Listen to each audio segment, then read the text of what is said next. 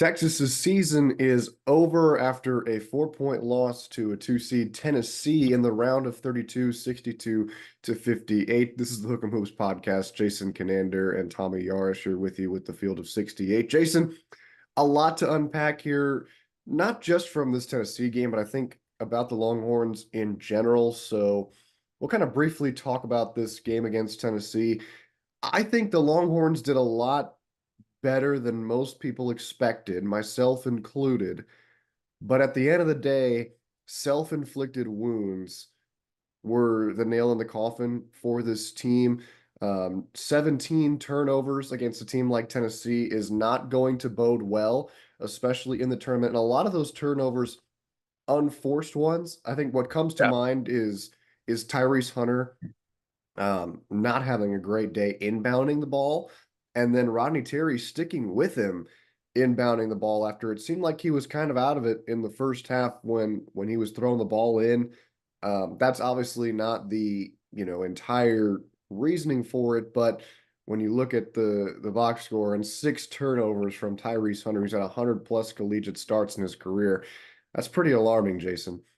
Yeah, I mean, this is a guy who started every game for Texas over the last 2 years, and it was one of those things that just looked off. He couldn't inbound the ball, and this is supposed to be Texas's top defender, one of their top protectors of the ball as well, and he just didn't do a good enough job on Saturday night protecting the basketball. Texas turned the ball over 17 times. Tennessee turned the ball over 12 times themselves, but 17 times in a winner-go-home game, that's just not a recipe for success. And Tyrese Hunter did lead Texas in scoring with 13 points, but he turned the ball over 6 times, and that just can't happen. That was the difference for Texas. It wasn't why they lost, but it certainly contributed to the 4-point loss. And so all around, it was a hard fought game for Texas. They stuck with this Tennessee team for the entire 40 minutes. They had a chance to tie the game with 30 seconds left, just didn't get a good look there in the corner for Max Asmus. But Tommy, I was impressed by this Texas team. All around, it was a good game for them. Nobody fouled out. They had guys in foul trouble. Dylan DeSue was in foul trouble most of the second half. And Caden Shedrick held his own. He actually didn't commit a foul the entire game. He played some pretty good defense down the stretch. Kendall Weaver was fantastic off the bench with 13 points in 26 minutes. Ithiel Horton only gave Texas 9 minutes in his final collegiate game. And so, that puts a bow on the season for Texas. They lose to Tennessee. They fail to make the second weekend for what would have been the second consecutive season. But in a second round where the higher seed won, the 1 and 2 seeds advanced in every single game, Texas put up a fantastic fight. And I think that that's the type of performance where they can't hang their head too much, even though the season is now over. It was still a good performance for Texas and one that the team and the fans should be proud of. Yeah, and I think, coming into this tournament and really this entire season, Jason, we had talked about how Texas they are what they are defensively.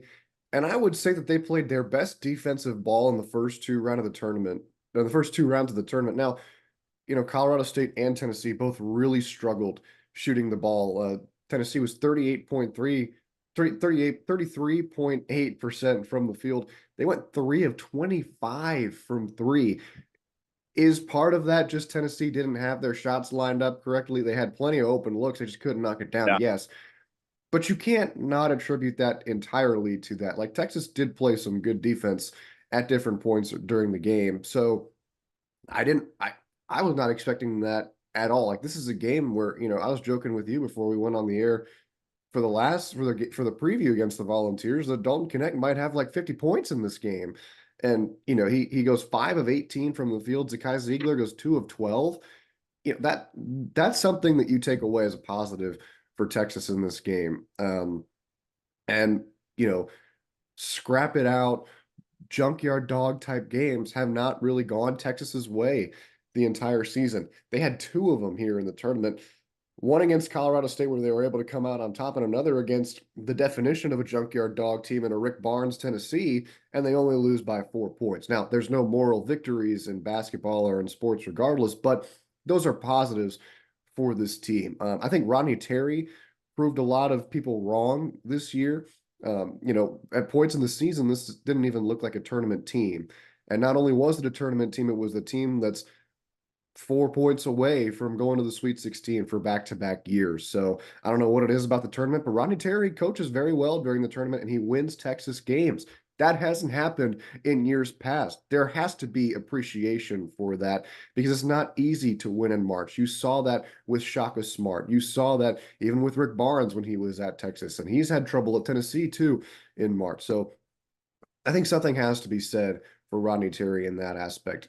The last thing I'll mention here, I think the most glaring reason why this was a 4 point win for Tennessee, 14 offensive rebounds for the Volunteers to Texas's 7. The rebounding was not that far off between these two teams. It was only 42-36, but that +7 on the offensive board side of things for Tennessee, I think, was the difference maker, along with the Texas turnovers. Yeah, I agree. The offensive rebounding was frustrating. I mean, something that Texas hasn't been able to do well all years, box out. And I thought that, even though they were out rebounded, I thought that they did a good job on the glass. Like I expected them to get crushed on the glass, and that's not what happened, and it kept them in the game throughout. I think moving on to the offseason, I'm interested to see how this roster is going to look because this is a really, it's a different offseason compared to what Texas has had in years past. Like they actually have a recruiting class this year for the first time in like years. I mean, Dylan Mitchell and Arterio Morris was a recruited class, but they're going to be bringing in three, and I'm going to predict right now that they're actually going to bring in four high school signees. I just think that we're going to see a lot of movement, and we're going to see some guys decommit. I mean, first of all, Liam McNeely is unsigned. Like, I think that Texas, they're going to take a good look at the portal, but Rodney Terry recruited him for 4 years. And Kansas might not be an option. I can't see Kansas going too much younger after what happened this year. I think that Texas is going to add another high school signee, so that'll be 3 to 4. And then Caden Shedrick's returning. That was reported by Lone Star Live after the game. Not too surprising there, just because he didn't go through senior night. Like that was the giveaway. He didn't go through senior night, and he was a guy who actually seemed pretty happy here throughout the year. So, another good thing, as you gave RT credit for winning games in the tournament. I'm going to give RT credit for making the players want to stay here.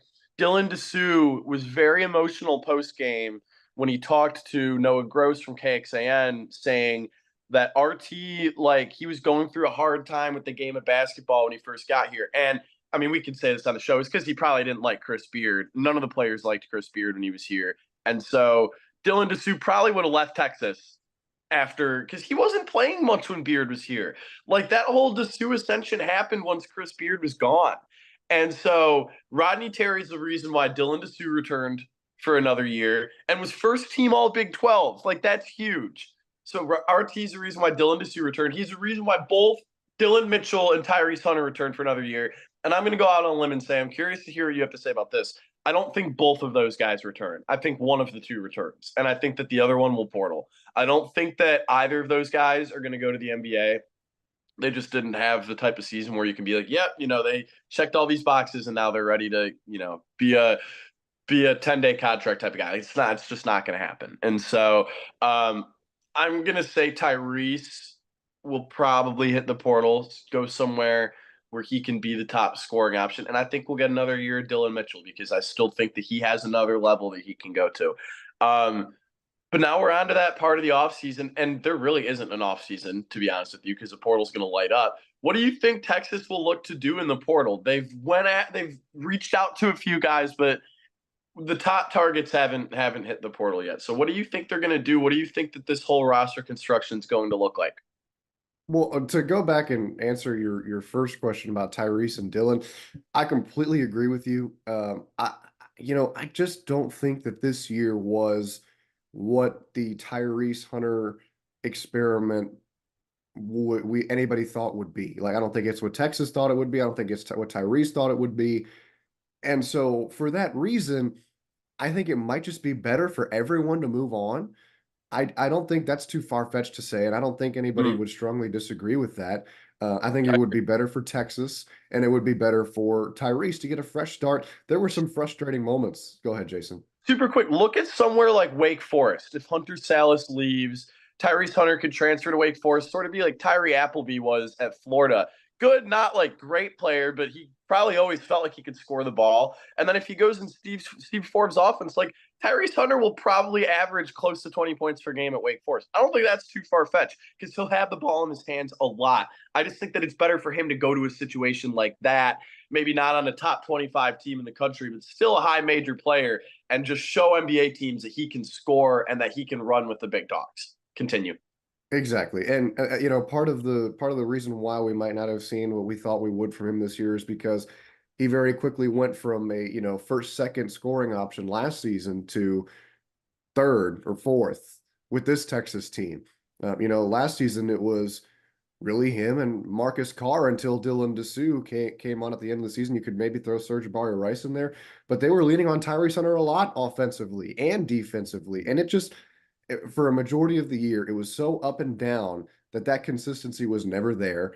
And you could argue even last year at some points it wasn't there too. So it might just be better for all parties to move on. Obviously, none of this is official. We're just speculating here.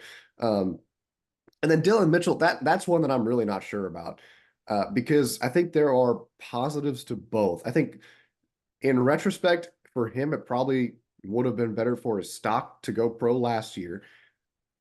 This is a very weak draft class in the NBA.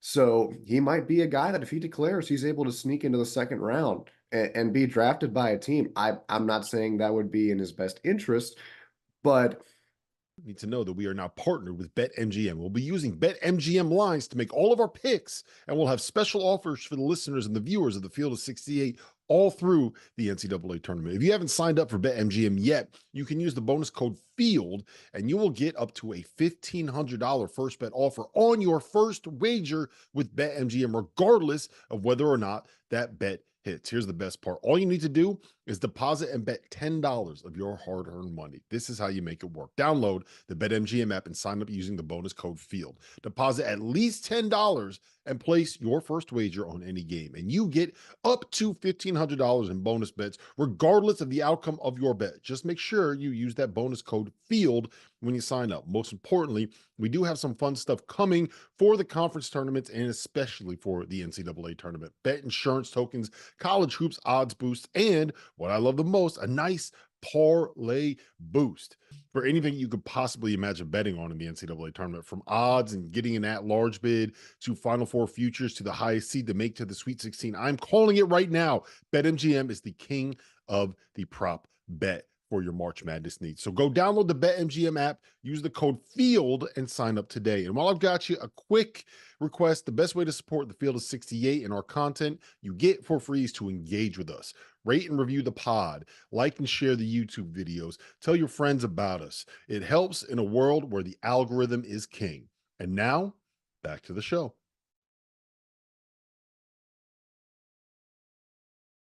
if he does come back to Texas, Jason, it's going to be a question of what do you do with him offensively? Because there were so many points this season where it kind of seemed like he was just completely out of the mix on offense. And when he gives you the versatility that he does on the defensive side of the floor, that's one thing. But he's got to do something for you offensively. He can't just be, lingering around and not contributing on that side of the floor. So I think it's a spacing question and how can he continue to develop if he does decide to stay. As far as what to look for in the transfer portal, yes, I do think I agree with you that Texas probably takes another from the high school ranks. Liam McNeely would be nice. I don't know where Texas stands in that recruitment since he backed off the Indiana pledge. Been silent. I haven't heard anything. Yeah, it has, and we'll dive more into the high school stuff probably in another episode to see if there's maybe some other targets that the Longhorns might be looking at. But from the portal, I think the portal is where you're going to have to really supplement a top 10 class from Ronnie Terry, right? Like this is what Ronnie Terry has always been great at, and adding guys like Frank Haith to the staff has really helped with this too. They are great recruiters. These are elite Mhm. recruiters. Like you mentioned earlier, probably a big reason why Dylan DeSue decided to stay another year was because of how good a recruiter Rodney Terry is, not just with high school players, but with guys on his own roster and guys in the transfer portal, being able to get a guy like Max Asmus to come back to his Yeah, home state. So in the portal, I think Texas needs a true point guard, somebody who can really facilitate the offense, not somebody who needs to chuck up 8 threes a game, but somebody who can run the offense, get you assists, move the ball around, space the floor, and if he needs to knock down a shot, have a good enough jumper to where he can provide for you offensively. And the other biggest need I would say is a physical big, not Zach Edey big, but just big enough to where they can rebound and score in the paint, whether it be face up or with their back to the basket. Texas did not have a consistent big man down low who could get rebounds for them, and they got out rebounded a lot this year. That's something that's going to have to change next season, and they need some size down there. Now, Texas in the past has not had the 7-footers, the 7'1" guys. I think Caden Shedrick was the tallest Longhorn in the last like 5 or 6 seasons. I think since Kai definitely, Jones. definitely since Jericho Sims. Definitely the Exactly. tallest Texas player since Jericho Sims. So, I don't think that Texas is going to be a team that's got 2 7-footers because that's just not how, like, that's not good in college basketball anymore. You can't have two big guys out on the floor like that because you're not going to be able to space the floor. So, a physical big who can rebound and score either face up or back to the basket, I think is huge for the Longhorns in the transfer portal. Those are the two things that I'm looking at the most. And then if you want a third or fourth, just reliable shooters, reliable shooters from beyond the 3-point line. That it sounds so easy, but they're so hard to come by in the transfer portal and in the high school ranks. Because here's the thing, Jason, Trey Johnson, I think, is going to be fantastic next year, but you can't throw the weight of the world on his shoulders for Yeah, Texas. Look at how yeah. Kentucky did this year, throwing the weight of the world on their freshmen, asking them to will them to a national championship. Now, I thought they could, but look at me. I was wrong. So you can't do that to a guy like Trey Johnson because yes, he'll be able to do stuff for you that you haven't seen in a long time because Texas in this class, Jason, big guards. That's what stands out. 6'6", 190 is Trey Johnson. 6'5", 165 is Cam Scott. That's a lot bigger than Max Asmus and Tyrese Hunter, who were in the Mm. backcourt for Texas this past year. So that's going to be a big positive for them. But can they supplement around that in the transfer portal? That's my big question. Do you think that, a true facilitator and a strong post player is where they go in the portal, or are you thinking something else? I think that the top thing they need in the portal is shooting. Like that was the number one thing on this year's team was like they didn't even Max Asmus at times like they didn't have a guy where it was just like all right feed this dude the ball and let's chip into the lead like or chip into the deficit. Texas needs a guy like that. Like they need somebody who just shoots the absolute lights out of the ball. And right now there isn't a sharp shooter like I'm trying to think of who in the portal last year that Texas didn't pursue or maybe pursued and it didn't work out. Um, like honestly, someone like Jaden Nunn, who they pursued last year, who protects the basketball, attacks the basket, plays good defense, like that's who they're gonna get in Kendall Weaver next year, because he'll be back. But I agree, a facilitator will also be at the top of the list because Kendall Weaver's not exactly safe with the basketball. We don't know if Tyrese Hunter will be back, and then the other guards are going to be freshmen. And so, an option for me, and this guy isn't in the portal yet, but I will not be surprised in the slightest if or when he hits the portal. Jaland Lowe from Pittsburgh was a true freshman guard from Missouri City, Texas. And he projects as a guy that's going to break out next year. He averaged 10 points per game, 3 assists. Now, if Carlton Carrington from Pittsburgh doesn't return next year, Lowe should return to Pitt because he'll be their top guy. But if he hits the portal, Houston will be involved, Texas will be involved, A&M will be involved. This is a Texas guy who could look to come back home. I would expect the Longhorns to be all over that. In And terms of sorry, Jason, just one quick note on that. And again, Jalon Lowe is not in the portal, but he's trained with TJ Ford a lot mm, in his gym in Missouri City. So if he does enter the portal, there's a connection there. Now, TJ is not on the Texas staff. He doesn't recruit for Texas. He just produces kids to go play in Yeah. college. But there is a connection there for the Longhorns if they decide to tap into that. Well, he was just here this past week watching the women's tournament. So, Yep. who's to And say it that he was didn't. and it was his birthday on Sunday. So happy birthday to friend of the program, TJ Ford.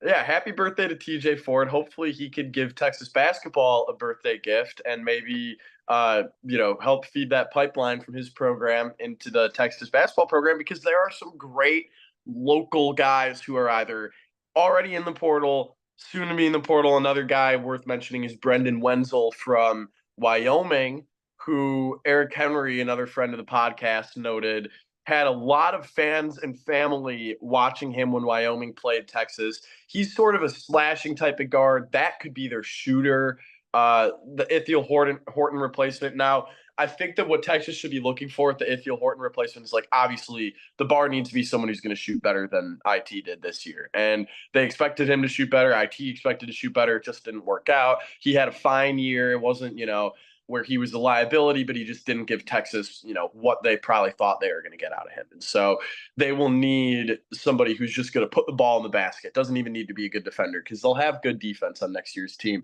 As for the big man, I think that they're going to be looking for depth there. I mean, Caden Shedrick should be penciled in at the 5 next year. There's no way he'd be returning if he wasn't starting next year.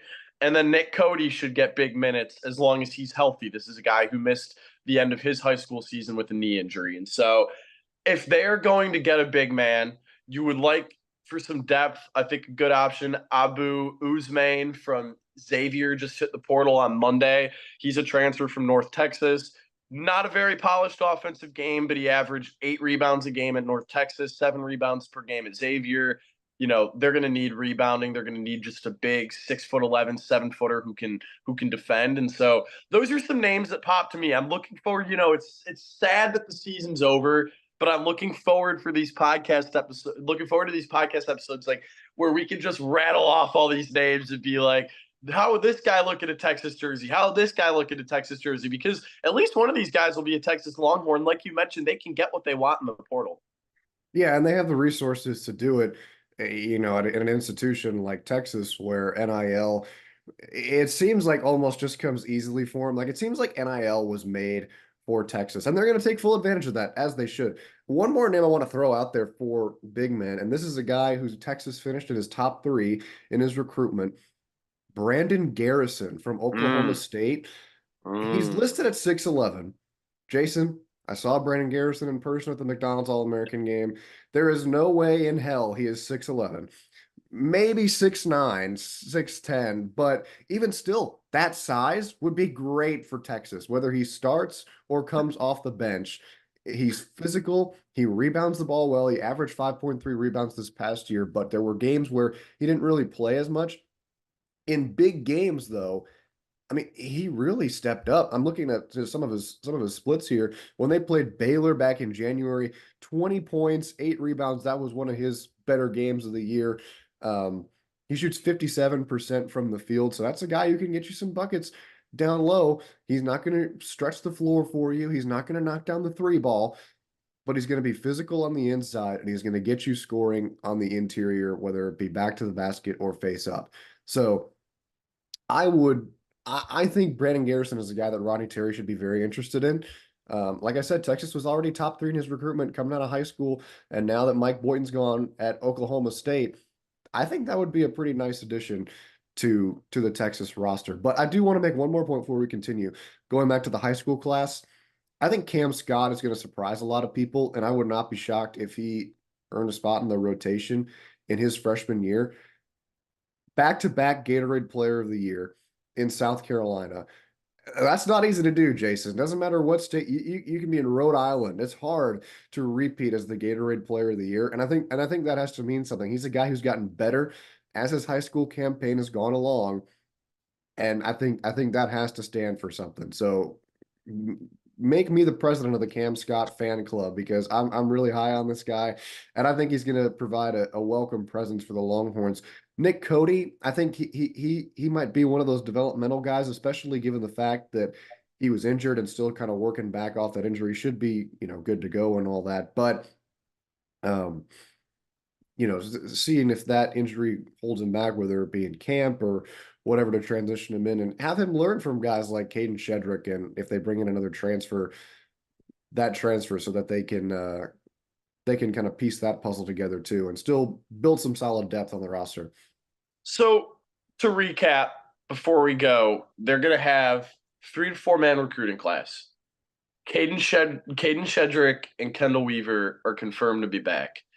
They'll get 1 to 2 back of Dylan Mitchell and Tyrese Hunter, and then maybe Zarek Onyema comes back.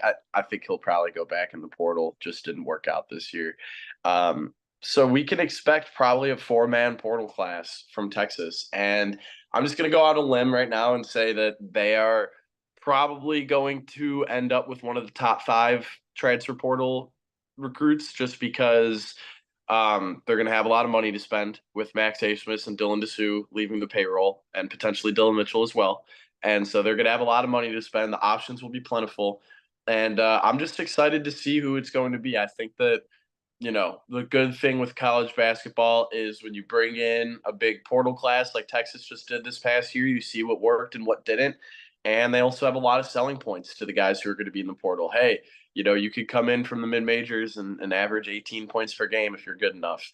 Or you can come in as a freshman from a mid major team and play serious minutes if you're really about Texas basketball. And so, they have a lot to sell to these guys in the portal. And I think that they're going to do a lot of that selling. So interested to see where it goes from here. Obviously, there's still some more basketball to be played, not for UT, but for 2 other Big 12 teams, Iowa State and Houston, advancing to the Sweet 16 with their wins on Sunday. And so that'll do it for today's episode of the Hook 'em Hoops podcast. It's a little bit of a somber vibe today with the season being over for Texas basketball, but with one season coming to an end, we move on to the next season of transfer portal and coaching changes and recruiting and all that fun stuff. So we hope you'll stick with us throughout that time of the year. It's been a pleasure being with y'all for the basketball season, but still a lot more news to talk about, a lot more topics related to Texas basketball that we need to dive into. So we aren't going anywhere. We're looking forward to the next episode, and thank y'all as always for